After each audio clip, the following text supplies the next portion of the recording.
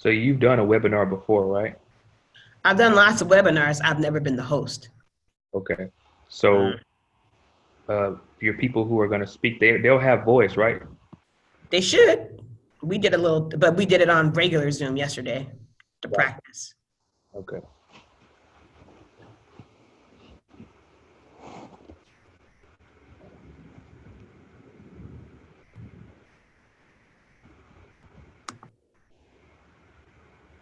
Okay. So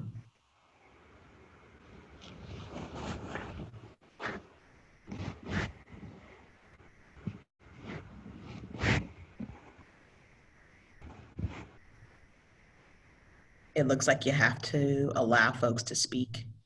They come in muted and yeah.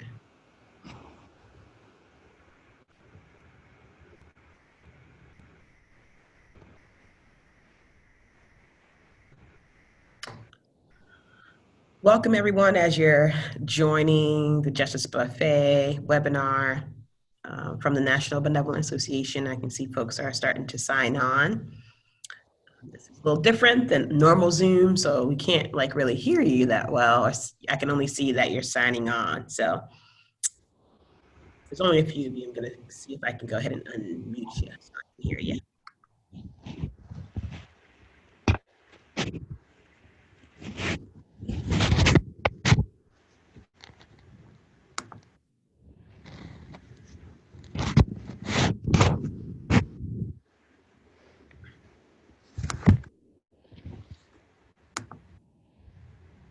Okay.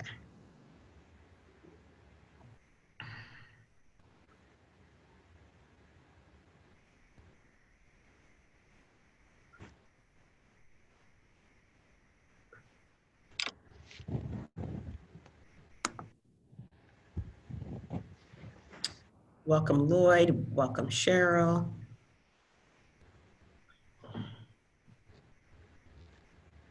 And if there's a few of us, I'm gonna promote you all so we can have a little bit more interaction.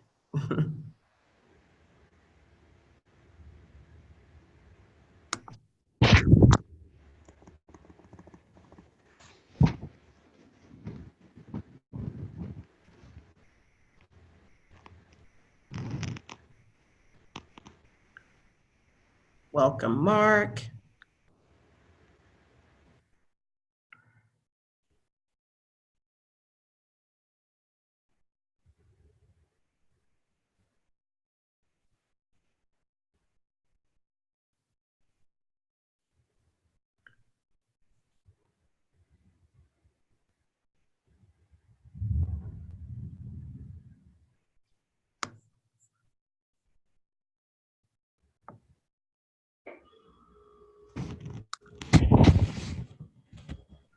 Welcome Margie.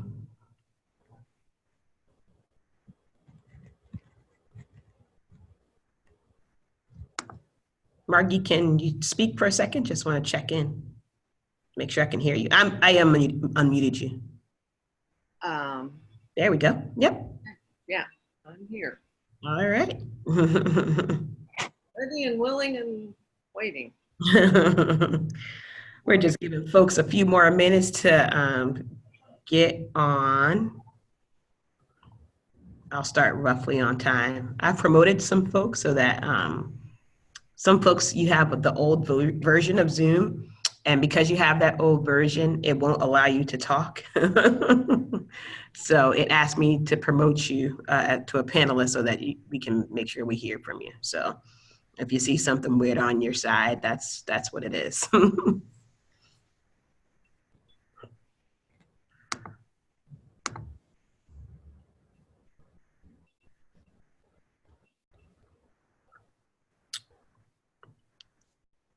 Hey, Mark. Hi there. How are you guys?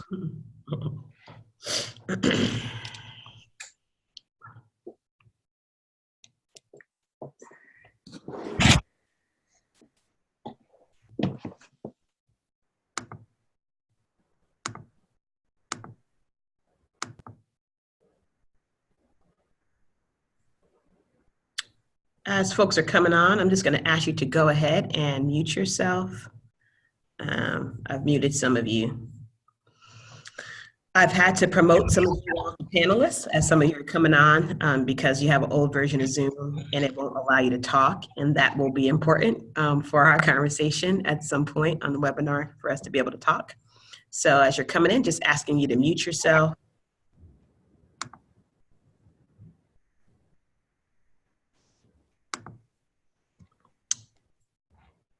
Awesome.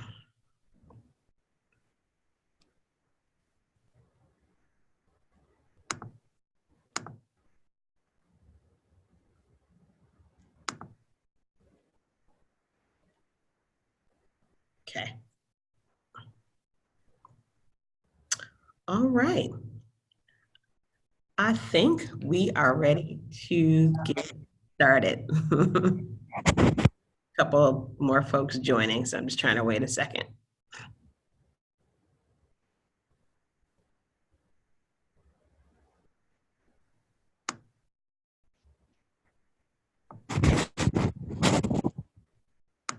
Teacher, before you get started, I would like to offer some greetings.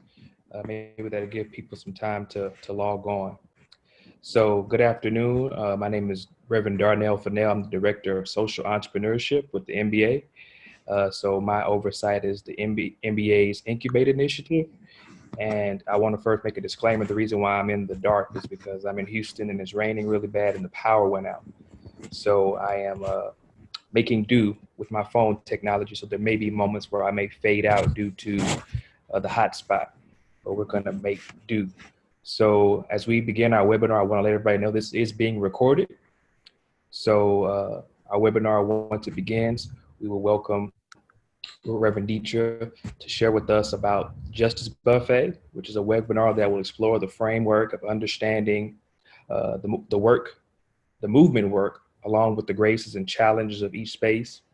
In addition, participants will engage with justice leaders across the life of the church, living out the buffet in different contexts and justice passions.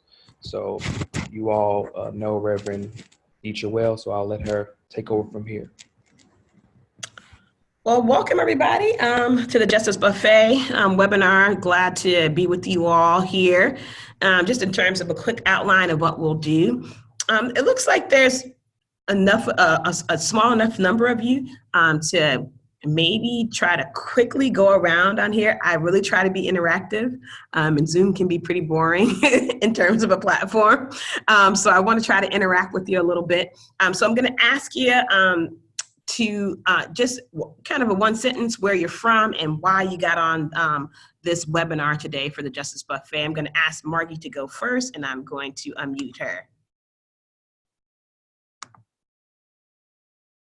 I'm Margie Pride. I serve Memorial Boulevard Christian Church in St. Louis and work with people in the community that are homeless and deal with addiction and mental health issues. We have an outreach program of food and clothing and showers and laundry. It's really opened up our church to people around us. I see Pastor Debbie Griffin, and so I'm going to unmute her and ask her to introduce herself. Hi, I'm Debbie Griffin. I'm the pastor of Downtown Disciples in Des Moines, Iowa, and my pronouns are she, her, and hers. We're an LGBTQ affirming, Black Lives Matter proclaiming new expression of the church, and I'm here to glean wisdom and to share the experiences that we've had at Downtown Disciples. Mark, I see you, so I'm going to ask you to go next. Sure. My name is Mark Keeler. I'm a pastor in Minneapolis, Minnesota. The church I lead is Plymouth Creek Christian Church. Our current initiatives around increasing justice is mostly around housing initiatives for increasing low-income housing in our area. So one of the things that we're trying to deal with is just how do we bring legislators to the table that are unwilling to hear our voices.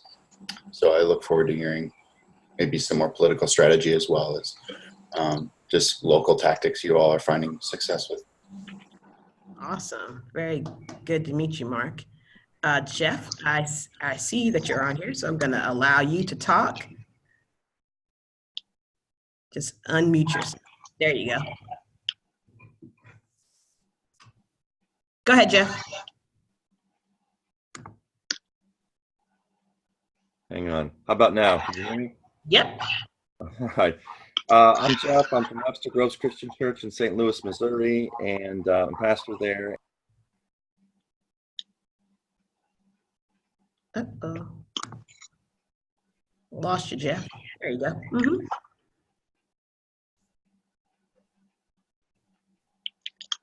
Kimberly, everyone else just mute yourself.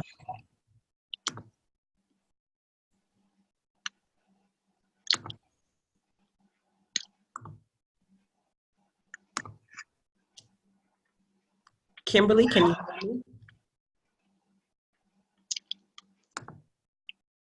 Okay, unmute you, Kimberly. All right, how about now? There you go.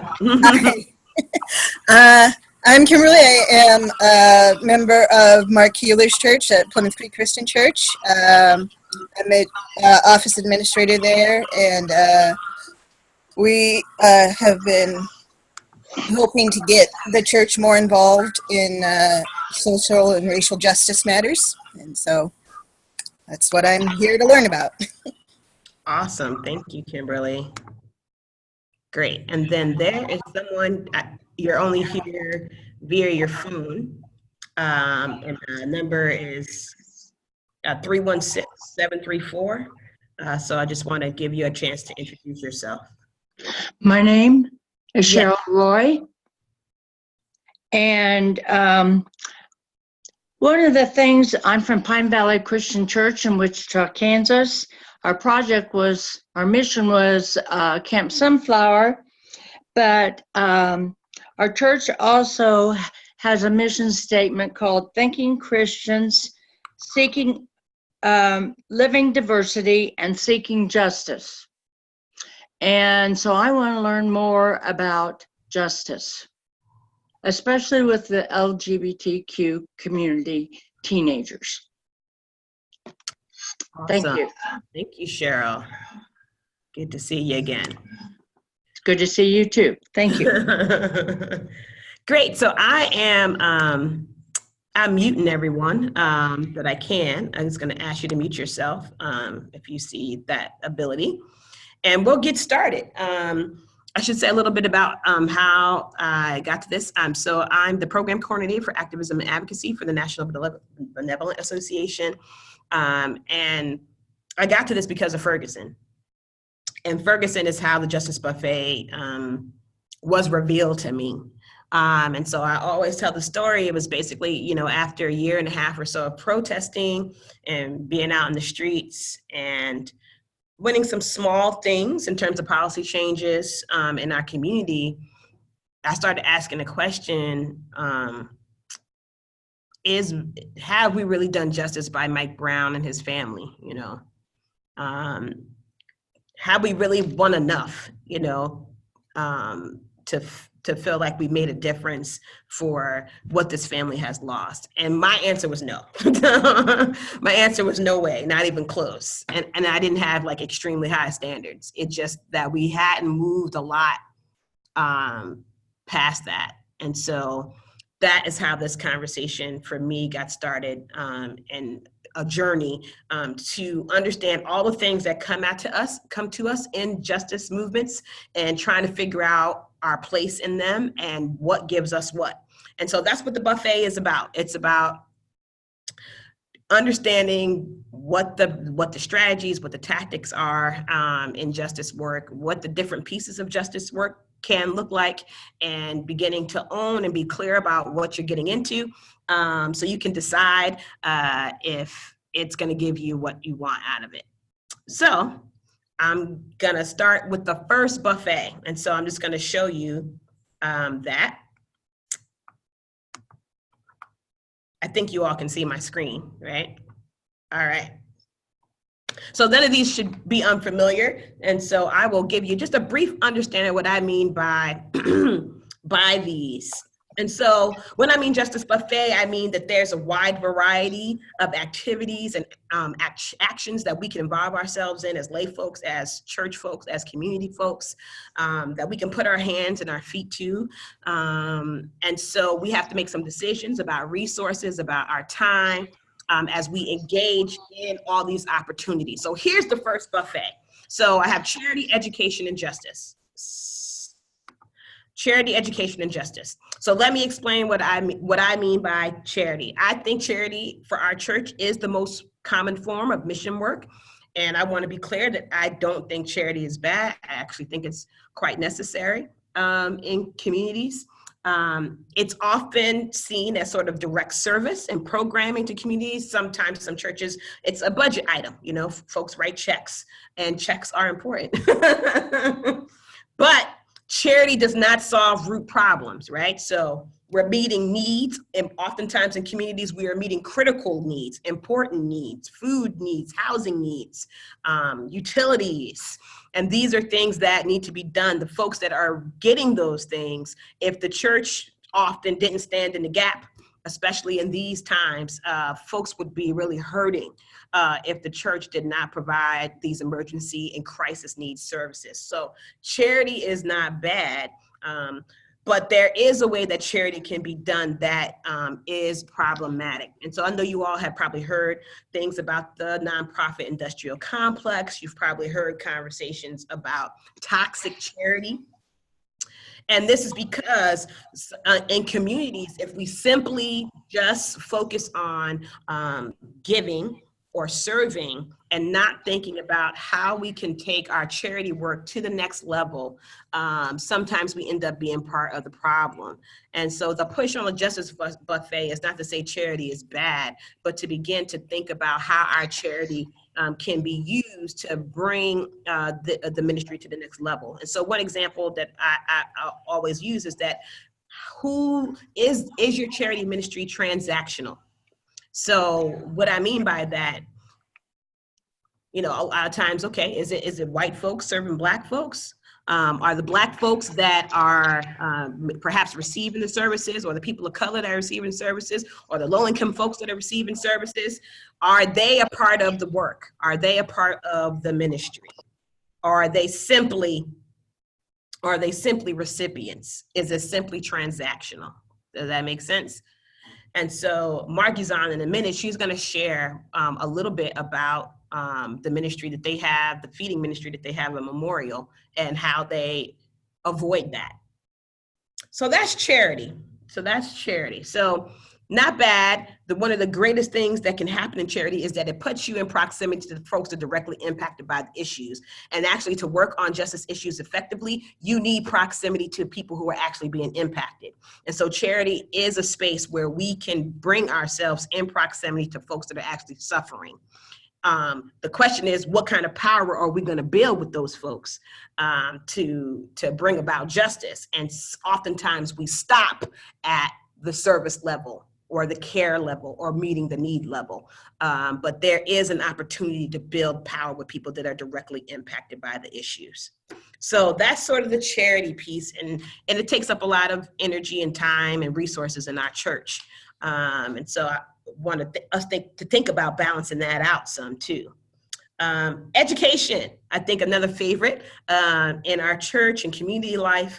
Education, I mean specifically of justice issues or justice topics. That's what I mean by education. So I don't mean education broadly in this context. And so that looks like book studies, I think. That looks like panel discussions, conferences, workshops. I think you get the idea. Preaching even, I would put in this category. This is when we talk about, we have conversations, maybe we do research, we obtain data, we learn about evidence-based strategies. That's all to me in the realm of education. Important to know why we're doing what we're doing, to have good theological understandings of our pursuits of justice. All this is awesome. The only problem is that that does not actually necessarily move us to the actual work of justice. And so we have to be careful in our churches because sometimes we become very think tanky. You know, we spend all this time having these book conversations and these, you know, these sacred conversations on race. That's what we had in our area. You know, we had them for years, literally. And then when it was time to move to the plus action part, people really struggled to get out of their heads and to move to their feet and into their bodies with the work. And so education, critical, important. I would put our regional assemblies, I put a lot of our racial ethnic ministry work around this, in this realm, awareness work in this realm. But the downfall is that it does not necessarily get people's bodies into the work. And so we got to check in to make sure that we're doing that. And then finally, sort of on buffet number one is justice. And I'm gonna stop talking in a minute and have us to interact for a second and ask questions and think about this more deeply together. Justice is when you actually come into contact with a structure or a system. So for example, in St. Louis, I was a chaplain. I was in the charity area. I was a chaplain for 14 years serving juvenile defenders. I did Bible study, did worship, met with their families, went to court, provided pastoral care and presence, all those good things. And then I met a lawyer who was part of the National Juvenile Defender Center and taught me all kinds of things about juvenile justice policy and legislation. And I got really educated and nice and heady about all the good stuff that's going on in the juvenile justice system. That still wasn't the work. It was an important step to the work. Then, as a pastor and some organizers came to my church, they asked us to launch a campaign. And we launched a campaign together with a community organization called Break the Pipeline Campaign. That's the campaign that I'm actually the organizer of now. In that campaign, we actually work on policy, we work on practices, we've had legislation changes, we organize youth and parents. There's all kinds of different pieces now, and now we're interacting with the actual structure. We go to the court every week to interact with parents and families. We have roughly monthly meetings with court administrators about their practices and what we're seeing in the courtroom and what they're doing to families and what they need to change, and centering the families' testimonies in the middle of that work so they can understand what they need to change based on what the families are telling them. So that's where I am now. So I've been in all three of these pieces. I hope that example helps you to understand all these things are important, but things don't actually change until you actually bring your body into contact with the structure and system, with the people that are most impacted at the middle of it. So I'm gonna stop there, and I'm gonna first ask Margie to share a little bit more about Memorial Boulevard, and then I'm gonna open it up for you all to have a little bit of questions and comments on buffet number one. All right, Margie, I believe I've unmuted you. There you go. Well, I'm grateful to be here and be a part of this conversation. Some of you know that I've been very involved in the anti-racism work of the church. So I guess my structural work and justice has been with the church, not so much with the broader community. But in part out of that has come a point 10 years ago when Memorial decided to get out of the box, get out in the community more. We once a week go out on the street and give away coffee and breakfast bars. And then after that, somebody said, well, we need to do a soup kitchen. And he started soup on Thursdays, which was fine, but someone else took it over and had a lot better meal. So every Thursday we started serving a free lunch at 1:30. From there, we decided, well, we'd really like to move people from lunch, breakfast, whatever, into the congregation. And so we started a Sunday breakfast. And later on, we developed a shower for people who are homeless to take showers, and a washer and dryer. None of this work could have been done without people in the community participating and taking part. I've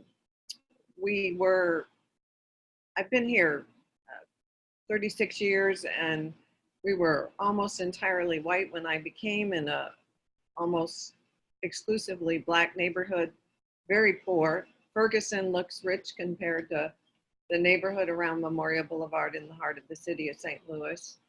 So we began the reaching out, and more, we had become more diverse, and we continue to become more diverse. And the people who participate in all of the programs are members of the community. Members of the community have become members of the church, and now are in leadership roles in the church. So, and we're still struggling with how to extend ourselves, whether we've talked about doing more housing. That hasn't really materialized yet, but there's been some effort to connect with people in the community that are doing low-income housing for the community. And that's kind of where we are at this point.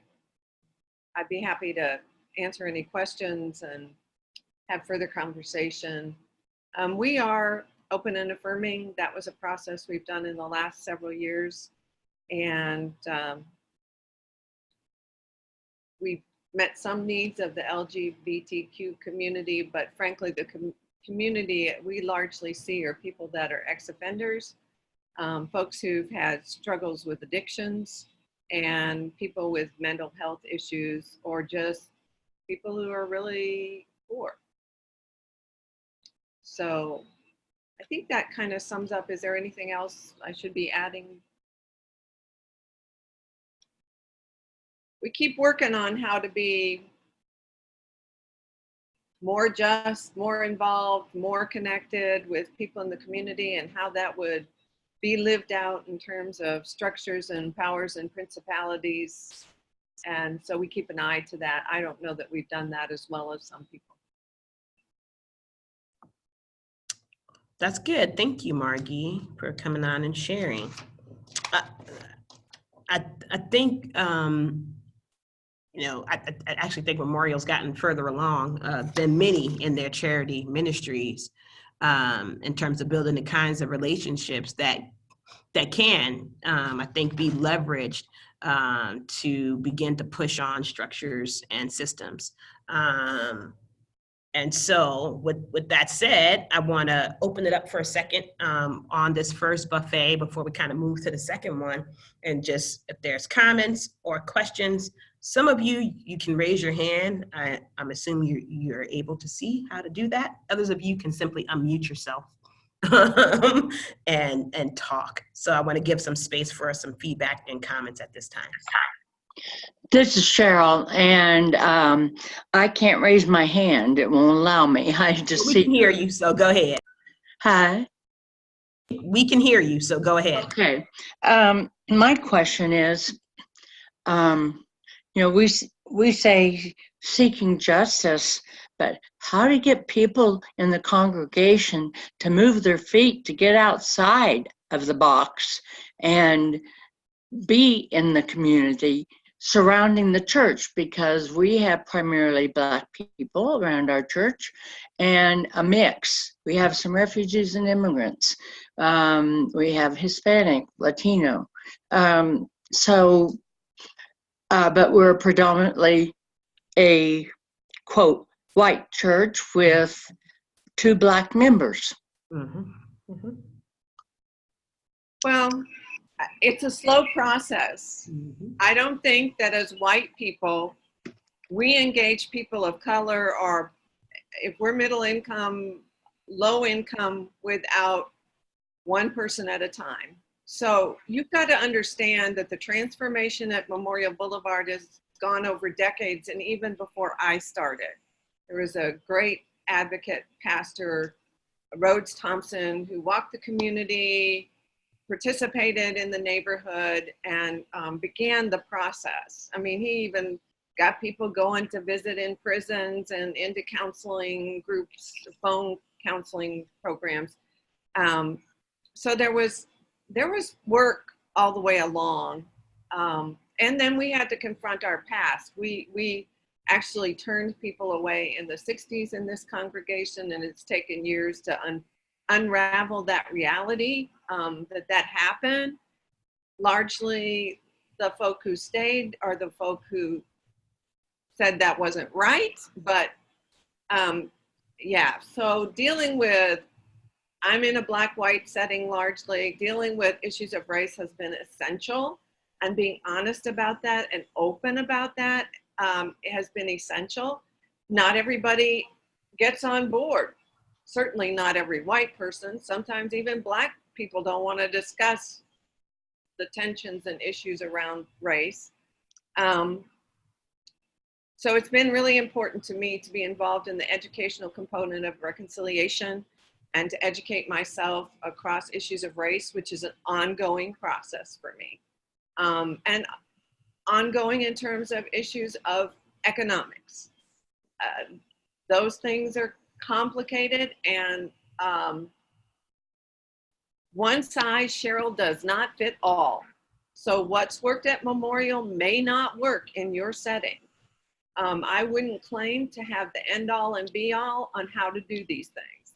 I can just tell you that going out on the street once a week to serve coffee, granola bars, and Sunny D has made us visible and drawn people from the community. And being welcoming of whoever comes, which is sometimes a bit of a challenge because people aren't neat and clean and in their right mind always, frankly, around here. But some years ago, this congregation, probably 12 years ago, thought they were dying, and they thought that they didn't know what else to do. And so we started the meals, and it began not only an evolution in relation to the neighborhood, but in the hearts and minds of leader in the community. So now I'm going to retire soon, and it's clear to the leadership, white and black, and we still have strong white leaders here, that it needs to be an African American who follows me, which is wonderful. That's what needs to happen. I still hope that we can engage white people and all kinds of people, because I think ultimately our ability to change powers and principalities depends on our ability to work across all kinds of difference and shake those power brokers. So it started with going out in the street, and then the meals, and now I'm here on Tuesday and Thursday and just available to people. We do devotions. It's busy. When I'm here, it's busy. To carve out an hour for you was not easy today. It's a Thursday. I don't know whether that helps. Deetra, could I ask you a question quick? Sure. My context is people that are pretty educated and enjoy the conversation, want to do the book study, all that stuff.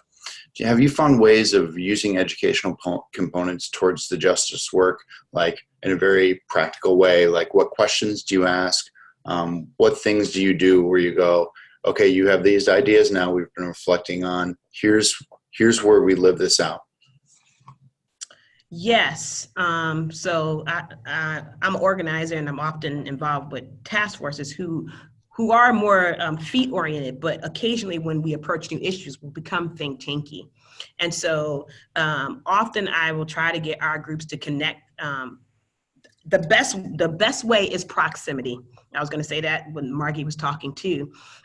Whether they're in their head or they're in their heart or a little of both, is how close are the folks in your congregation or in your organization to people who are actually living with this stuff? And what ways can you construct to bring some intentionality to closing that gap? Once people are in relationship with folks that are going through things and they hear their stories, it's rare for folks not to be moved to do something. And so often, I don't know where you are in the world, Mark, but in many communities, there are folks that are organizing, there are folks that have campaigns, there are folks that have very clear ideas about what next steps need to be taken. Oftentimes, those folks are separated from church folks and for folks that have resources and ideas and bodies to lend to the effort. And so my first question is, what's the proximity of your folks to folks who are impacted by issues that they're thinking about? Are they in conversation and in relationships with those folks? If not, how can they get into relationships with those folks, whether that be through outreach or ministry, or going and sitting at those tables, or being a part of that work where they're invited and welcome to come. And then who is doing what in your community already? What is your group's relationship with those folks? What is your group's willingness, again, to offer their limbs, their body to that work? So often it means just picking that first project, that first campaign, we're going to do something. It doesn't have to be exactly right. We don't have to know it all, but we're going to move our body.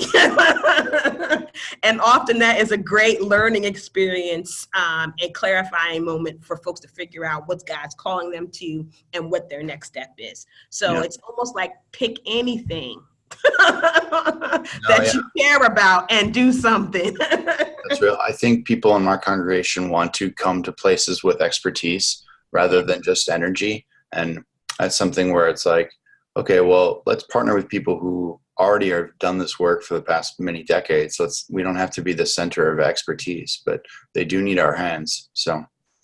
And I don't want to disqualify the expertise, Right.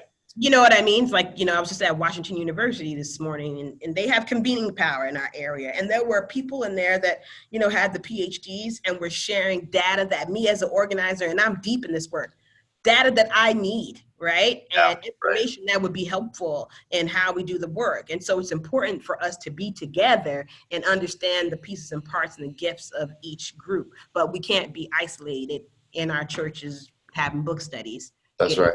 Getting this work done. So what's the first step of trying to push them out, Mark, is what I would say back to you. How can you get them connected to who's impacted? Who can you get them connected to in your community that's doing something? I know they're there. Yeah. I think part of it is me needing to release a certain number of people. Like, you can't take someone where they don't want to go. There's a certain number of people in my church that I think I've wanted to win their hearts and minds over to justice work. And I just feel like it's not going to happen, or it's not going to happen at least in this season. Like, maybe if they see other people being fruitful, they'll be activated. But I think me and Kim were talking about this the other day. Like, we just have to let go of a certain group of people and do the work with whoever is interested. So, but Deepa and Margie, thank you so much. Margie can testify to that, to a 20-year ministry of going with who will accept you and who will welcome you. And that's how we approach justice in our ministry. We're not trying to force this on anybody. We're talking to the folks who are convinced and who are ready and who just don't know what to do. Let's go. I think you only need 20% to begin a process that's significant in tipping everybody. And not everybody gets on board. When we became open and affirming, there were questions. But by the time we got to the vote, the majority were on board, and it was good.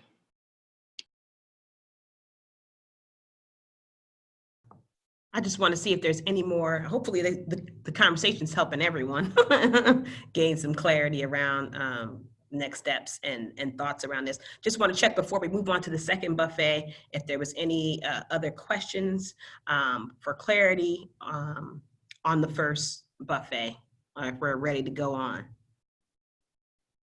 All right, it sounds like we're ready to go on. So this buffet is actually a little bit more challenging, particularly for folks who are in the movement work and who have brought their bodies to the work. And so I'll give the story and then I'll go through the buffet. I mean, it was, I was pastoring at the time. I had planted a church.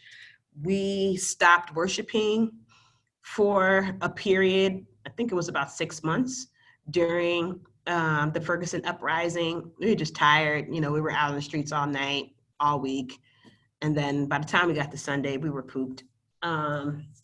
And we just didn't have it. And we just had to say, Lord, our worship is is this moment right now, which we knew was something that was happening.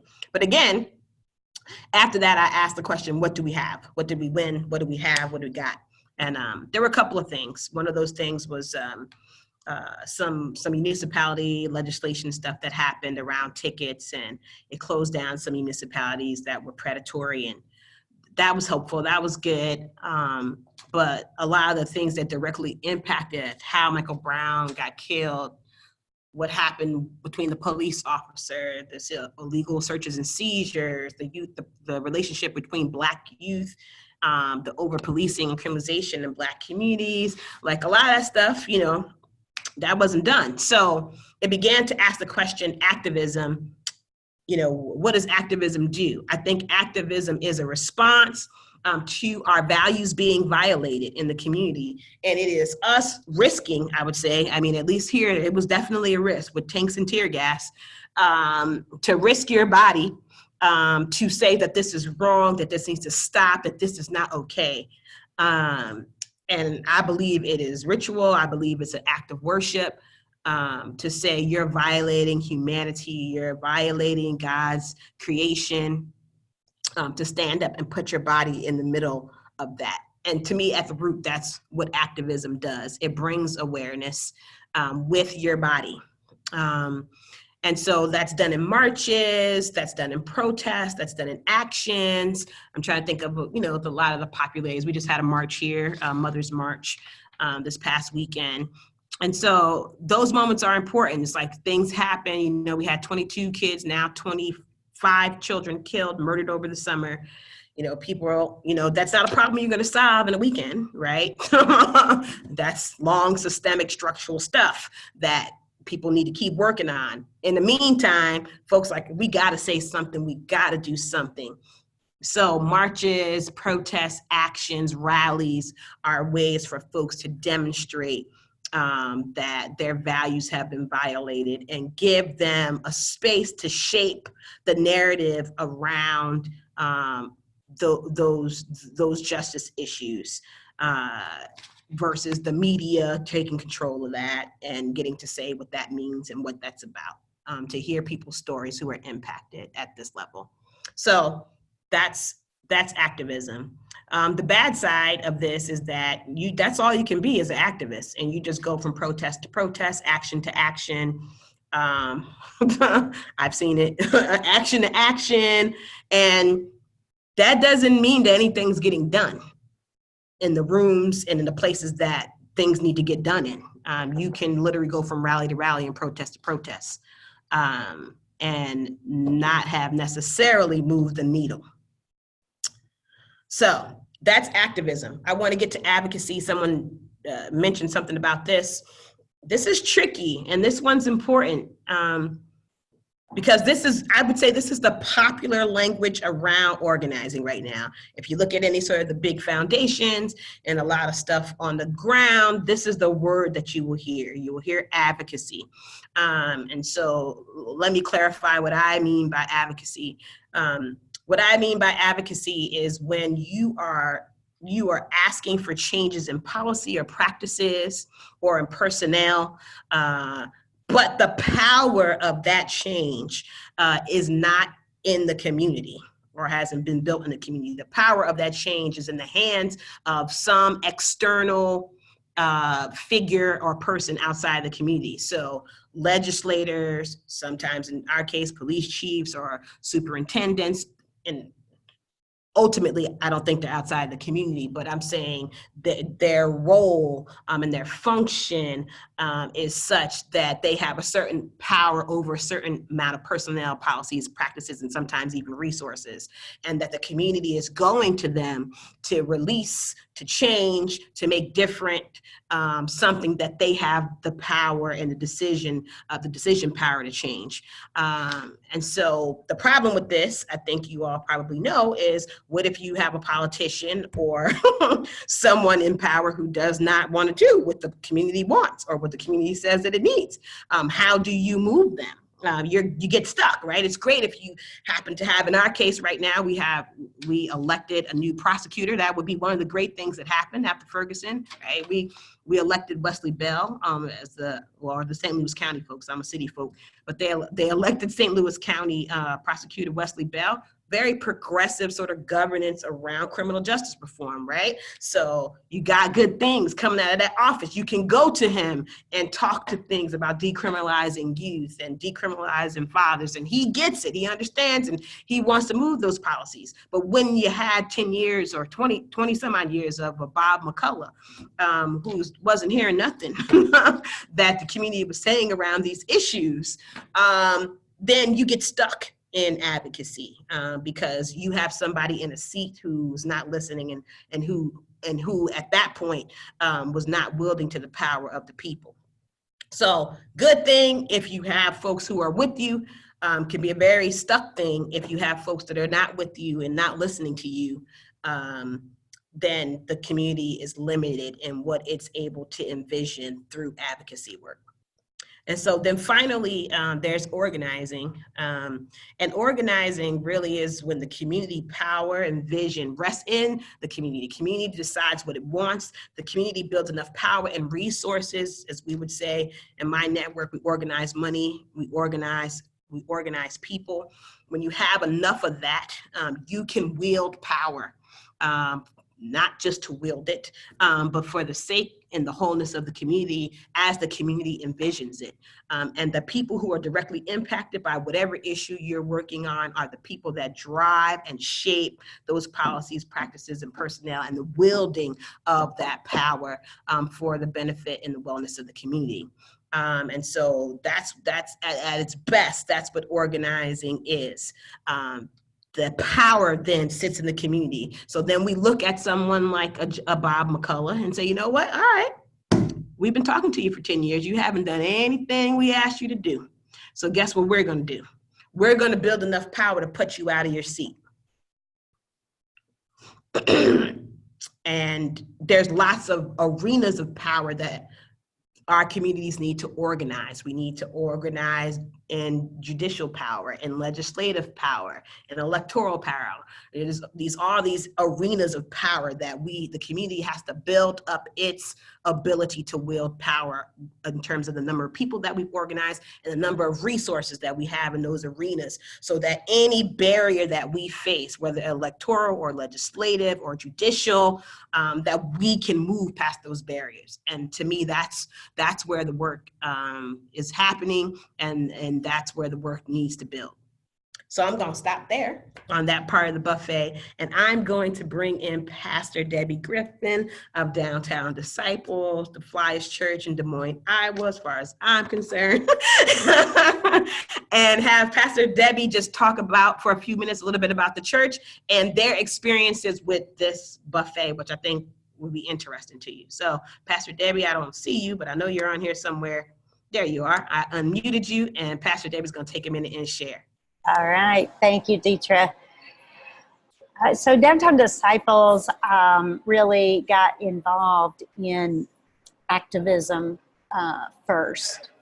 And the way that we did that is I, as a new church start pastor, as a cisgender, heterosexual woman who was proclaiming, trying to create safe, sacred space for the queer community and proclaiming Black Lives Matter, knew that the first thing I needed to do was just shut my mouth and show up and start building relationships. So I was really fortunate to become acquainted with One Iowa, which is an organization in Des Moines that works on building power and doing legislative change and big change for the queer community.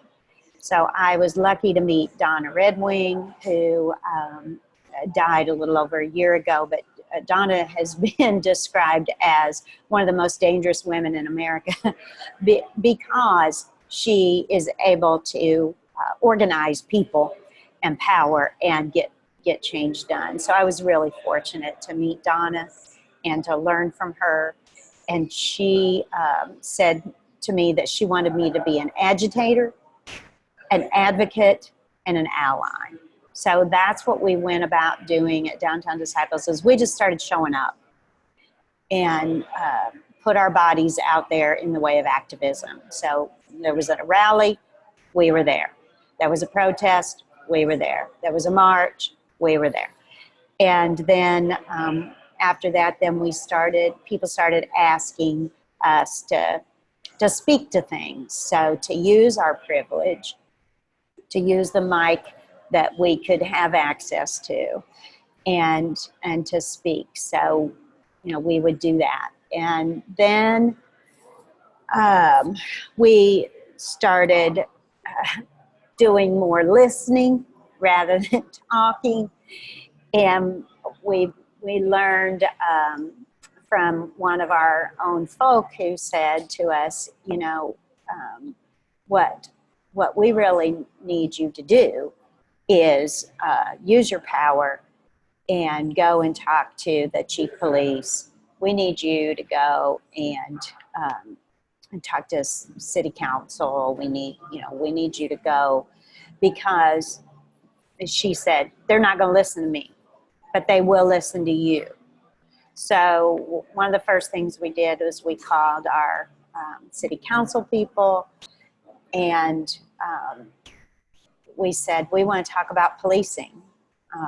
We want to talk about body cameras. We want to talk about unconscious bias. And they didn't know how small we were. So they said, okay. And we were really shocked to find that we got to sit down with the mayor and the chief of the police and the city council. And we went and we had, before we went in, we had a list of things that we wanted answers to, and we wanted to know what they were doing about it, and when they were going to do training, and when they were going to get body cameras, and yada yada.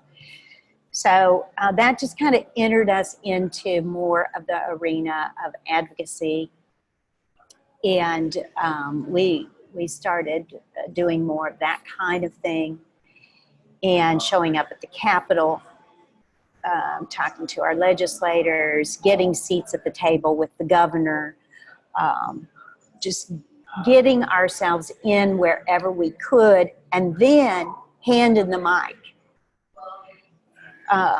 over to people that are really more engaged in this than we are, and more affected than we are, and have the expertise.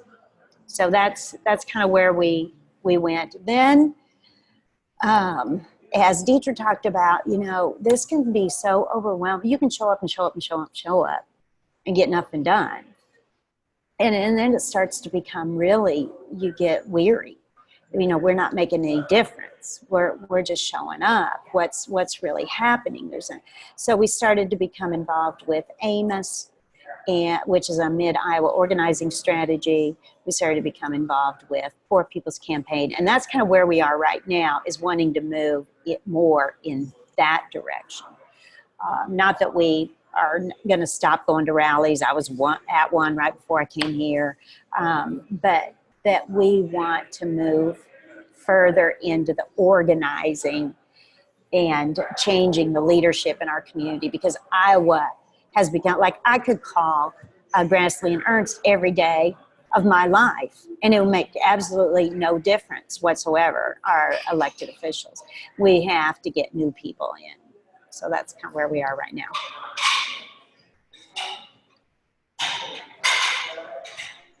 Awesome. Thank you, Debbie. I wanted to bring them on because I wanted to give you, examples of what people are doing, so that this feels a little bit more real to you, so that we can talk about next steps. So again, let me open it up for questions. I know there's some people on the call we haven't heard from you. If you have comments or questions, it's about this second buffet, about activism, advocacy, or organizing. I want to invite you to ask them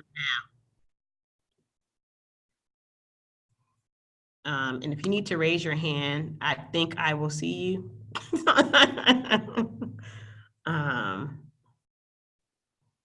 Any questions? And if you're on camera, wave at me. That might help me too. If you have any questions or comments on this buffet. All right, Mark. Interested in advocacy versus organizing. If you find yourself able to work with elected officials, are you still seeking to like get them out of their seats, or do you just appreciate the relationship and move on to other districts where you're not so well heard?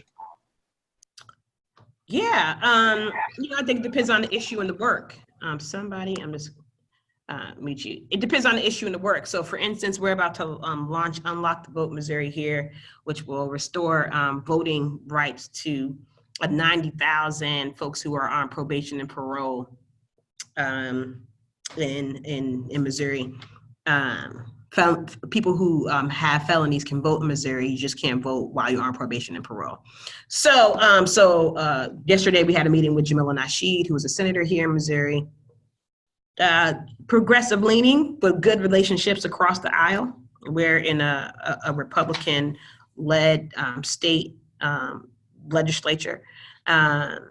But we went to her because she has relationships across the aisle. I mean, so you sort of have to learn the landscape, do the power analysis.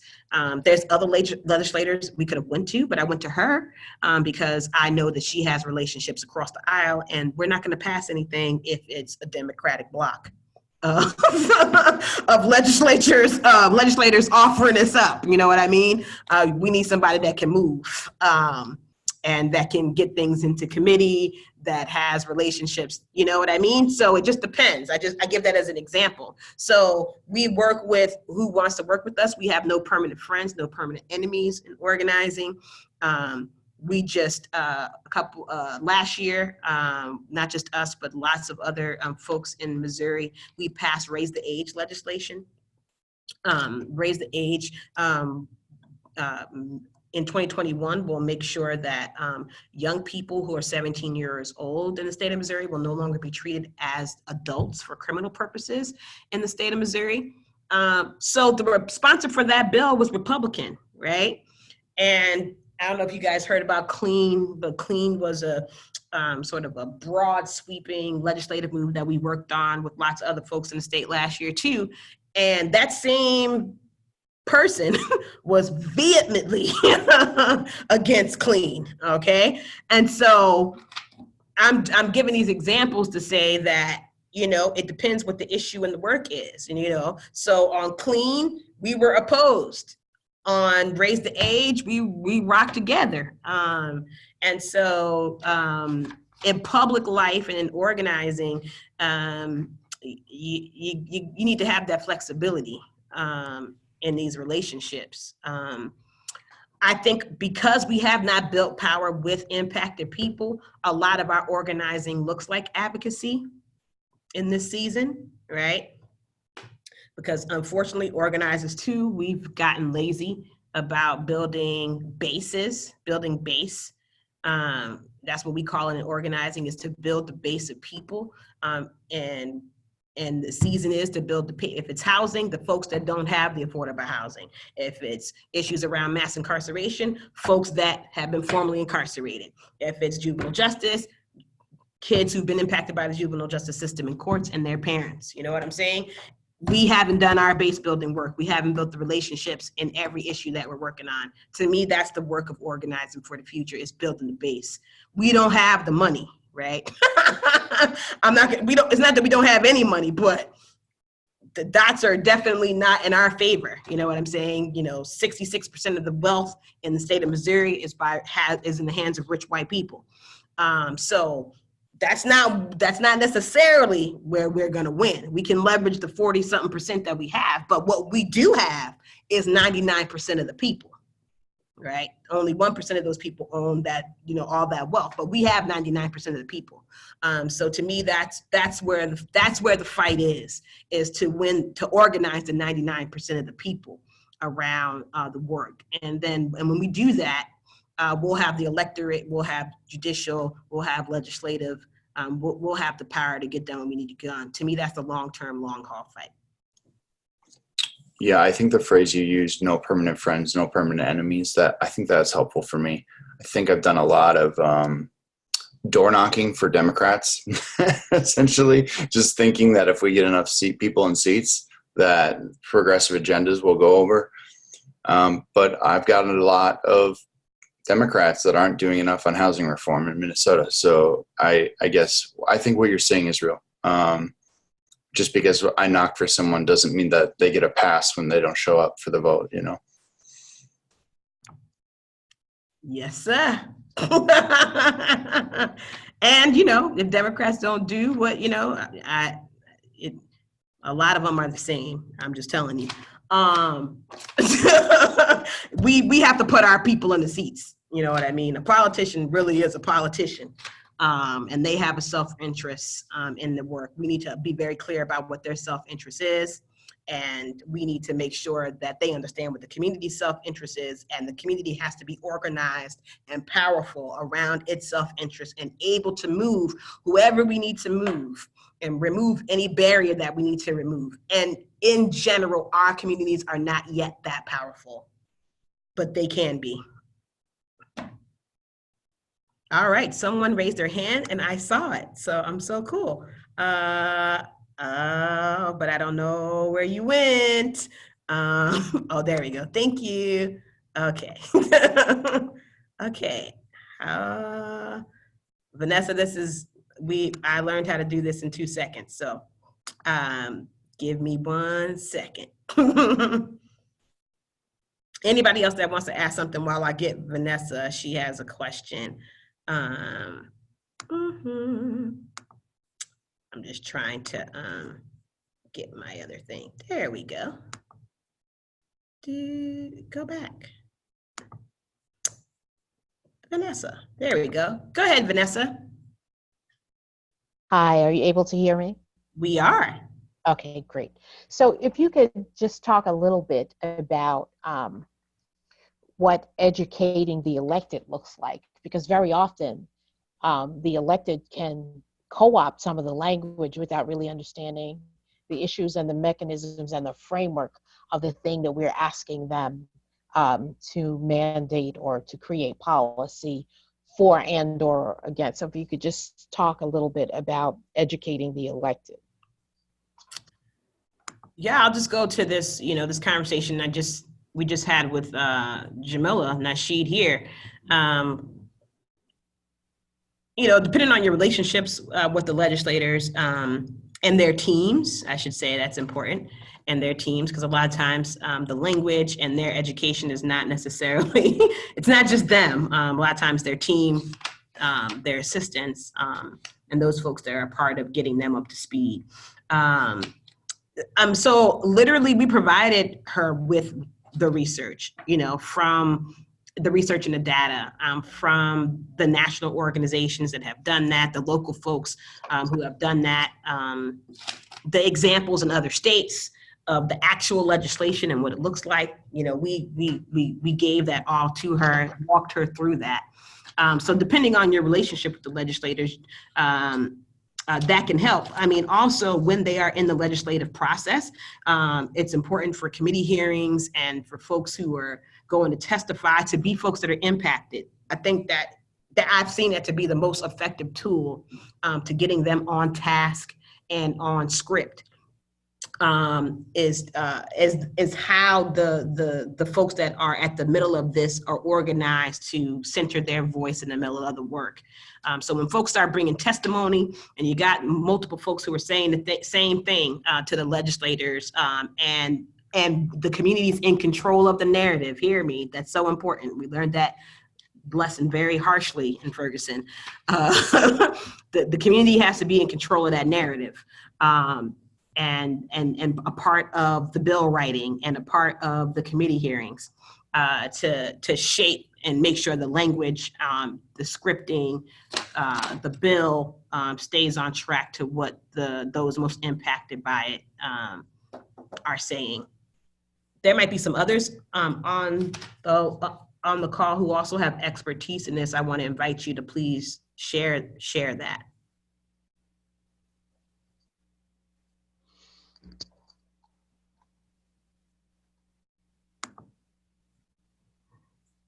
I see and hear nothing.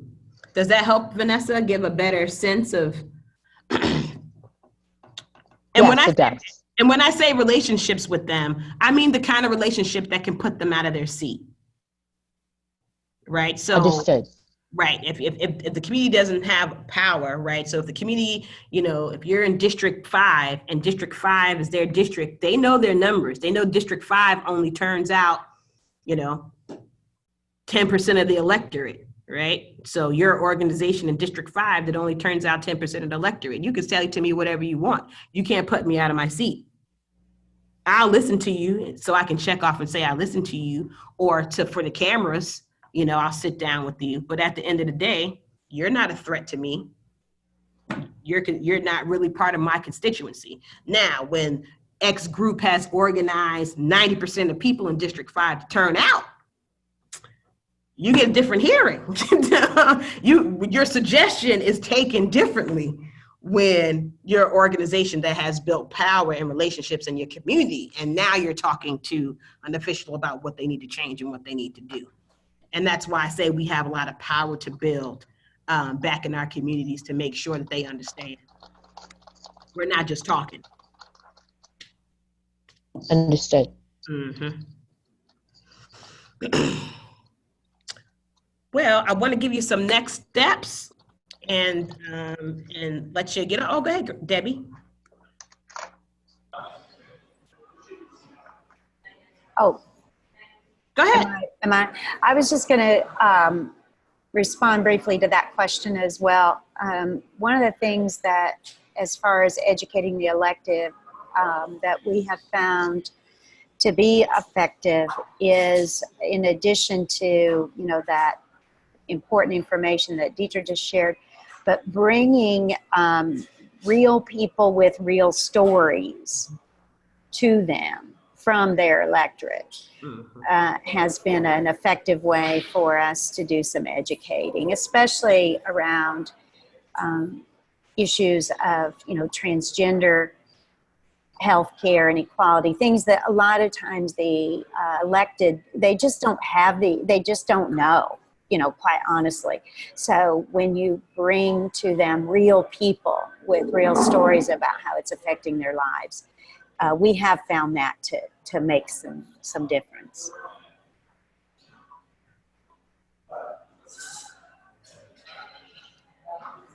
Folks are not cold-hearted, I have found. Most of the folks, even the elected, are human. And you put some power together with their constituency, it's pretty hard to get them to move. I think just the problem in most states is we literally don't have enough power built to move anybody that we want to move in any arena of power. We can't, most of us can't even turn a school board election.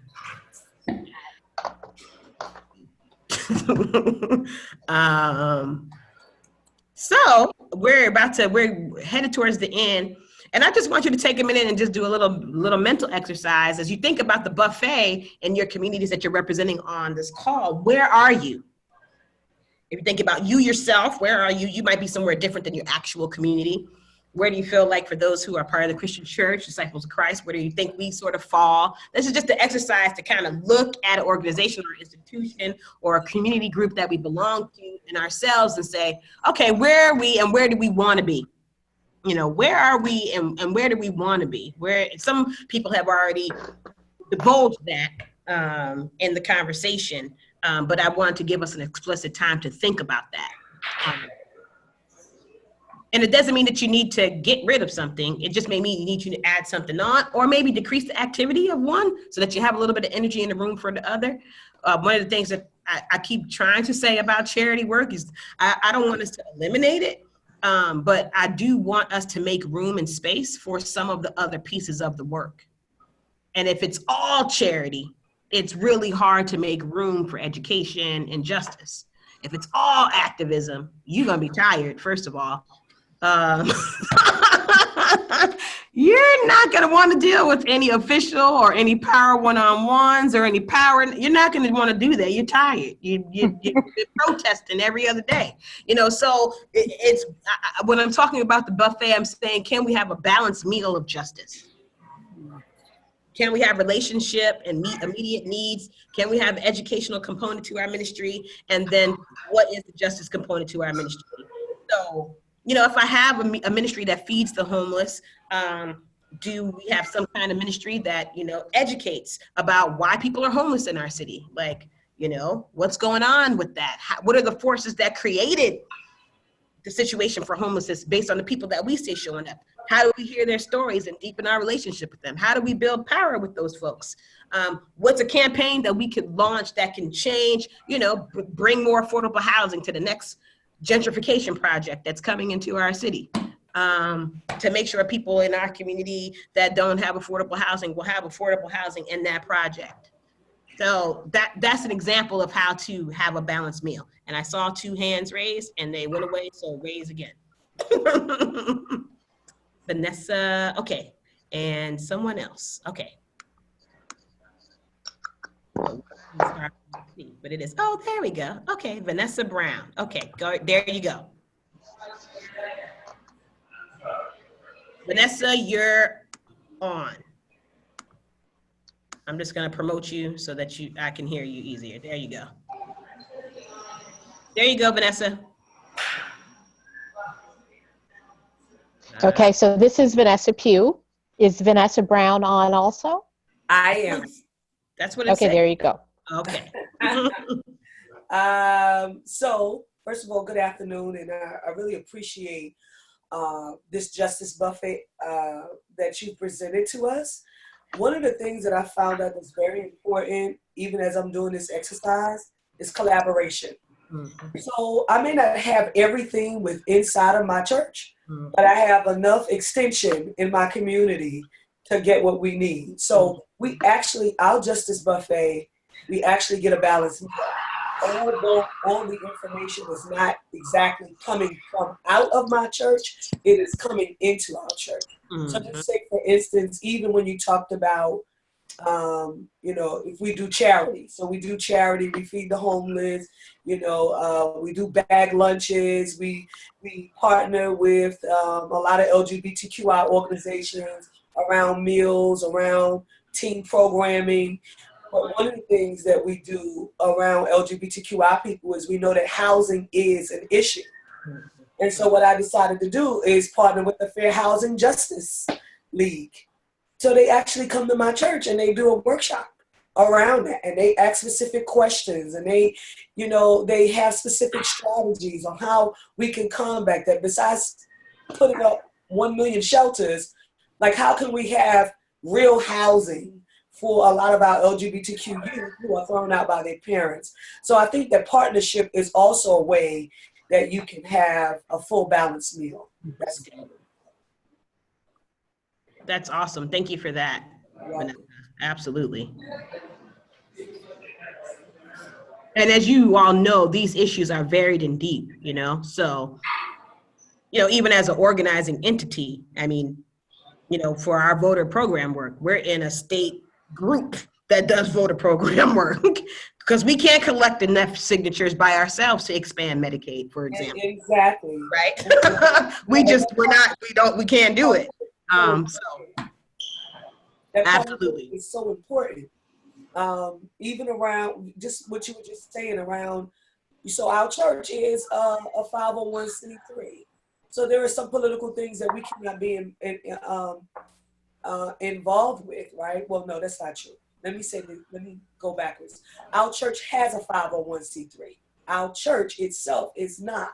But what I did was I allowed our church to join a coalition that's called Pride and Power, which is all about voting and voting and you know the power to vote. And we discuss candidates, who are the best ones. They come and they meet with this coalition of people, mainly LGBTQI QI organizations throughout New York City. So they're not exactly meeting with my church, but they're meeting with whatever representative I sent there from the church.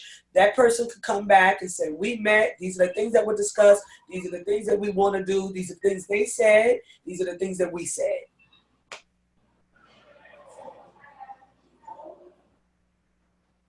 Yeah, awesome stuff. Great examples. Thank you. Vanessa Pugh, I thought that I saw your hand. I put my hand down. Okay, do you want to put it back up? I appreciate the presentation. I appreciated the presentation during the seminar. I appreciate the feedback. And Vanessa Brown just touched on something really, really important. And that is the thing that I'm getting a better handle on, which is that I'll own it. I can't expect what's inside of the church, a body, to represent everything that we need to be able to take from that buffet. And frankly, that's been one of my struggles, right? Trying to make the full meal be present in that congregation. And it's been a little frustrating, and understanding that really I have to form some additional alliances than the ones that we've already formed, and look for more diversified partners and partnerships to accomplish the work that we're looking to accomplish. Deidre, this is Cheryl Roy. Can I say something, please? You know, we're working with the LGBTQ youth that are marginalized and at risk. And it's hard to get their stories so that we know what to do so that they can feel safe and secure in a setting that they can feel good in. Now, one thing that is happening in Wichita, Kansas is we have a Black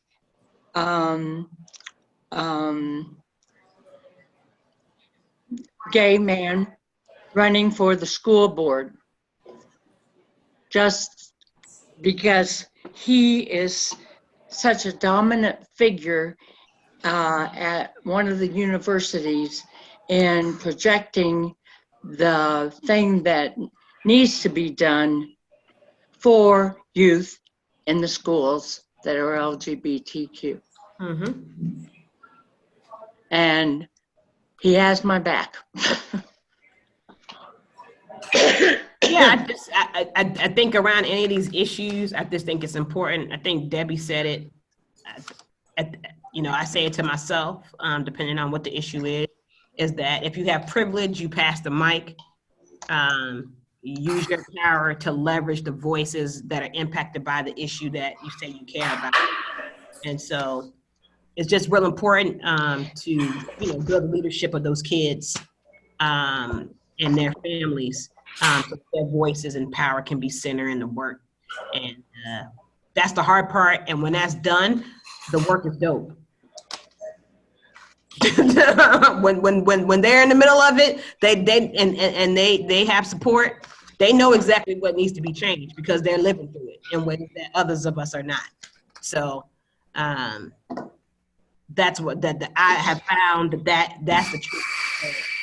That's my personal path, is to get as many people impacted by the issue that is being worked on at the middle of it, and equipping and empowering those folks, and the work better and stronger and clearer and more powerful. Any other raised hands? We're getting close to the end of our time, and we don't even have to take all of our time. I just wanted to give you some action planning steps, and we'll send these slides out to you after this is over with. But sort of after you've kind of identified, I'm gonna mute somebody. Okay. after you've sort of identified, where you are on the buffet and where you want to be, I think Vanessa has added a piece that I will give you credit on in future presentations of this, Vanessa, is to make sure to lift up the collaborative aspect of this. It doesn't have to all be done by you. Particularly if you envision your church as not just being,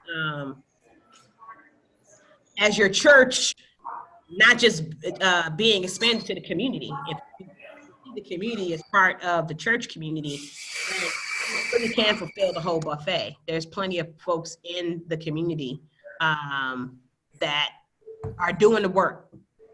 It's very few communities that need to build this. There we go. There's very few communities that need to build this. Most of us just need to build the relationships. And so I would just ask you to, to discern your own capacity and your own commitment level at this time. What kind of driver in the work can you be? Go ahead and try to link up with somebody who's organizing in your area and go to a meeting. Build the relationships that you need to build with your neighbors and your partners. And decide if you can simply join and partner and collaborate, or if you have to build. It's rare that you'll have to build. So this is just some steps. We'll send these to you. But this is how we do it. We bring folks together with local folks. We build a core group with community neighbors. We get folks trained. We discern and we do research. We do that educational piece. We create a campaign. We win it, and then we go on to the next one. That there's so much work to do that's roughly the work. So it's not a mystery about what to do. Sometimes we're just a little bit stuck in the moving through the layers. So I want to offer you all my information. The MBA stands ready to support you for training, for further discernment. They will allow me to come to you and bring some of my friends if you need them. We have some great partners. Darnell is on the line, Larry, who are all a part of doing innovative and creative industries around pieces of this.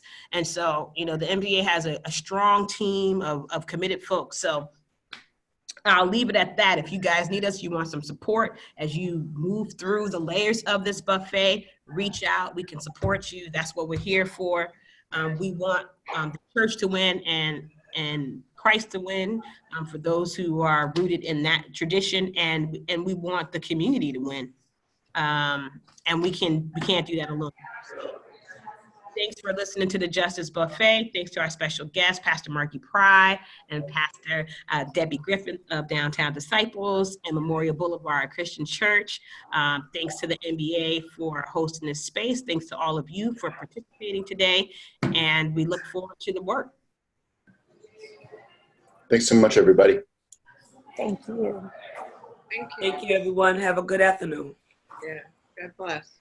Thank you all. Thank you, Deidre. Yeah. Thank you. Blessings all.